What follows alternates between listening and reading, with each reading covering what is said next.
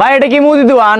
না ভাই এটা তো রেস্টুরেন্ট, আমরা লাগবো নি, ফিক্স বার্গার দিতাম নি। দেন ভাই, দিলে তো ভালোই হয়। দূরে বেটা একে শর্ট করে দি কানের বাসিলে আলাই, তুই দেখ না এটা মুদি দোকান, কিতা লাগবে তোর? আরে কিতা লাগবে তোর কস না? ভাই আর কিচ্ছু লাগতো না। বারা বেটা দন্তন বারা, কিছু না কিনলে দোকান আনতেছিস কিত্তি রে? কিছু কিনতি না দোকান আনতেছিস কিত্তি, মস্কারি করতি নি? আরে ভাই কদ্দুর বই হরন চান নক্তন।